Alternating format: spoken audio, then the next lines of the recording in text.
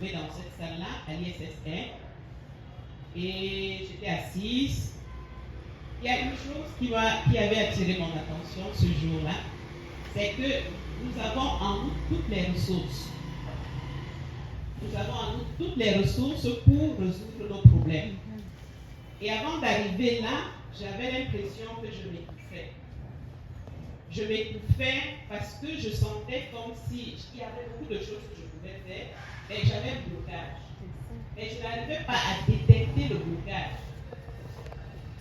Et quand j'arrive à la formation de 3 jours, j'apprends que nous avons en nous toutes les ressources.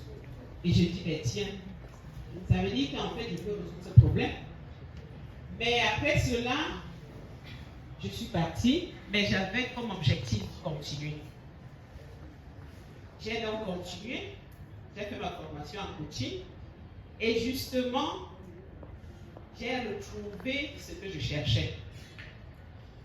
Je me suis rendu compte qu'effectivement, j'avais un bagage en moi.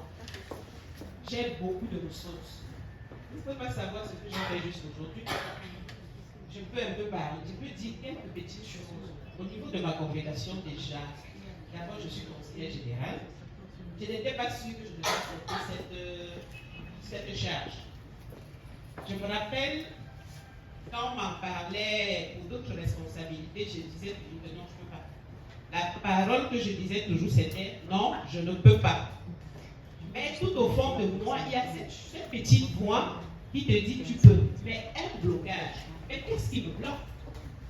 J'ai retrouvé ce qui me bloquait lors de la formation en coaching. Et dernièrement, je disais à coach Isabelle, que je salue vraiment, à coach Khadija, que je salue, j'espère qu'elles vont recevoir tout cela. Elles m'ont aidé à me rendre compte de cela. Au fur et à mesure que nous faisions la formation, je me suis retrouvée avec moi-même. Aujourd'hui, à la fin de la formation en coaching, je disais, je me sens tellement légère. Je suis comme cet oiseau-là. Il vole là où il veut, comme il veut, quand il veut, sans rien demander à personne. Parce que j'avais cette tendance à hésiter. Je n'hésite plus, c'est terminé. C'est bon. C'est terminé, je n'hésite plus. Et une autre chose, c'était que je voulais d'abord que l'environnement puisse donner, comme si je voulais que l'environnement puisse dire que oui, vas-y, fais-le. Maintenant, je n'ai pas besoin de l'environnement, j'avance et je fonce.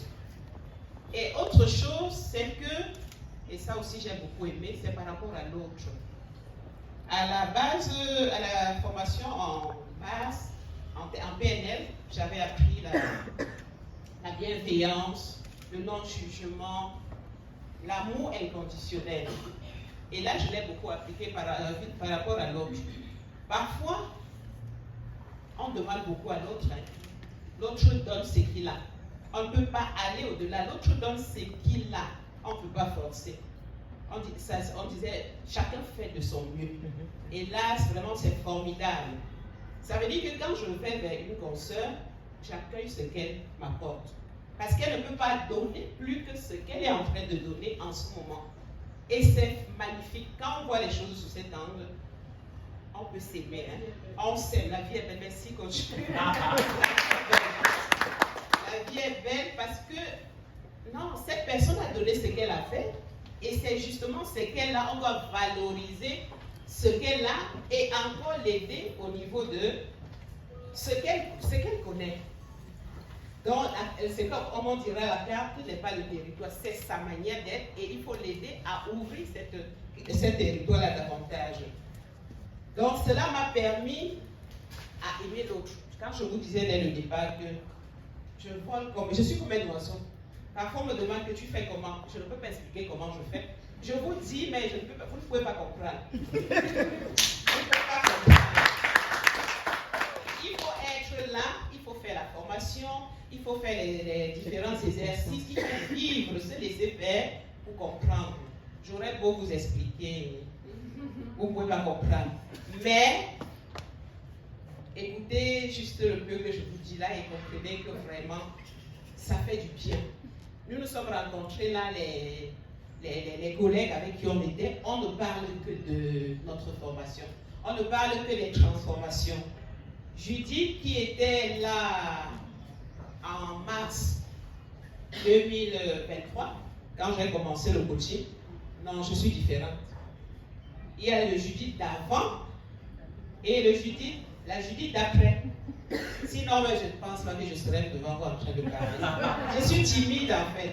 Donc, beaucoup de choses se sont passées. Merci Coach Flore. Donc, du coup, tout ce que je peux dire aux uns et aux autres, c'est nous sommes une famille. Nous sommes devenus famille. Et dans cette famille, on s'aime, on se comprend, on s'entend et on se dit que non. Dernièrement, je disais peut-être à Coach Amélie que si tout le monde, si toute l'Afrique pouvait faire cette formation, je crois qu'on n'aura plus de problème nulle part. Aucun problème. Dans nos congrégations, ça je parle parce que je suis religieuse, dans nos congrégations religieuses, il ne devrait plus avoir de problème. Dans nos entreprises, ça je parle là parce que j'ai un de mes employés ici là, et qui est aussi tombé amoureux de la PNL, et il vit cela de tout son cœur. Donc dans nos entreprises, je prie, je crois d'ailleurs que ça va se passer dans notre entreprise, si tout le monde a au moins cette base-là de la PNL, il n'y aura plus de problème. On ne se fera plus la tête, on ne cherchera pas des problèmes à l'autre, parce qu'on comprendra que chaque personne donne ce qu'il a, et c'est tout. Donc franchement, de tout cœur, je vais remercier le coach Cyril qui, c'est grâce à lui. À un certain moment, j'ai voulu baisser les bras, il m'a dit que non, vas-y. Avec beaucoup d'occupations, il m'a dit que vas-y. Et aujourd'hui, je suis contente. Je suis très contente. Donc, merci à nos coachs. Merci à coach Sophie qui m'a toujours... Elle a un beau sourire. Parfois, quand je la regardais, je disais, mon Dieu, est-ce que je peux sourire autant?